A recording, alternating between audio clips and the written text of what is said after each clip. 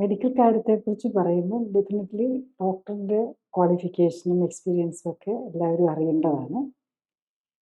ഞാൻ 1981 ബാച്ചിൽ കോട്ടയം മെഡിക്കൽ കോളേജിൽ നിന്ന് MBBS അത് കഴിഞ്ഞ് തിരുവനന്തപുരം മെഡിക്കൽ കോളേജിൽ നിന്നാണ് MD ചെയ്തത്. അതിനുശേഷം റീപ്രൊഡക്റ്റീവ് മെഡിസിനിലാണ് കൂടുതൽ സ്പെഷ്യൽ ട്രെയിനിങ്ങുകളും അതുപോലെ ഇൻഫെർട്ടിലിറ്റിയിലുമാണ്.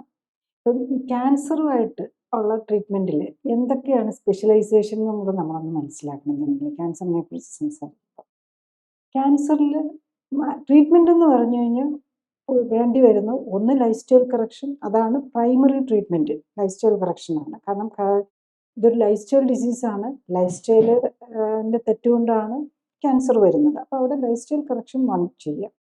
ഇപ്പം നമുക്കറിയാം ചൂയിങ്ങും സ്മോക്കിങ്ങും ലങ് ക്യാൻസറിന് കാരണം ടൊബാക്കോ യൂസും അതുപോലെ ലിവർ ക്യാൻസറിന് കാരണം ആൽക്കഹോളും ഒക്കെയാണെന്ന് നമുക്കറിയാം. അതുപോലെ പല കാര്യങ്ങൾക്കും ലൈഫ് സ്റ്റൈലുമായിട്ട് റിലേറ്റഡ് ആണ്. എല്ലാ ക്യാൻസറും ലൈഫ് സ്റ്റൈലുമായിട്ട് റിലേറ്റഡ് ആണ്. അപ്പം മെയിൻ പില്ലർ എന്ന് പറയുന്നത് ലൈഫ് സ്റ്റൈൽ കറക്ഷനാണ്. പിന്നെ ഉള്ളത് നമുക്ക് ഓപ്പറേഷനാണ്. ഇപ്പം എന്തെങ്കിലും ട്യൂമർ നമ്മൾ മുഴ കണ്ടു കഴിഞ്ഞ് കഴിഞ്ഞാൽ അത് ഓപ്പറബിൾ ആണെങ്കിൽ അത് എടുത്തു കളയാന്നുള്ളത്. പിന്നെ അതിന് വീണ്ടും വരാതിരിക്കാൻ അല്ലെ അതിൻ്റെ റെമിനൻസ് ഉണ്ടെങ്കിൽ എന്നുള്ള നിലയിലാണ് കീമോതെറാപ്പിയും റേഡിയേഷനും കൊടുക്കും. പിന്നെ ഓപ്പറബിൾ അല്ലാത്ത നിലയിൽ വരുമ്പോഴാണ് നമ്മൾ ഫസ്റ്റ് തന്നെ റേഡിയേഷന് അല്ലെ കീമോതെറാപ്പി അങ്ങനെയൊക്കെയുള്ള ഇതും ട്രീറ്റ്മെൻറ്റ്. അപ്പം 4 സ്പെഷ്യലിസ്റ്റുകളാണെങ്കിലും നമ്മൾ മനസ്സിലാക്കണം.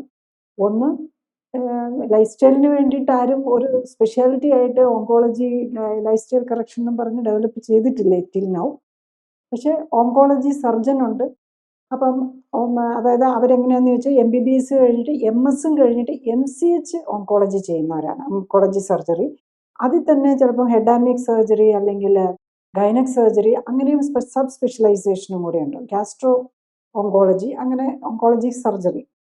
പിന്നെ നെക്സ്റ്റ് ഉള്ളത് മെഡിക്കലാണ്, മെഡിക്കൽ ഫീൽഡ്, കീമോതെറാപ്പിയൊക്കെ കൊടുക്കുന്നത്. അതിൽ MBBS കഴിഞ്ഞിട്ട് MD റേഡിയോ തെറാപ്പി എന്നും പറഞ്ഞൊരു സ്പെഷ്യലൈസേഷനാണുള്ളത്.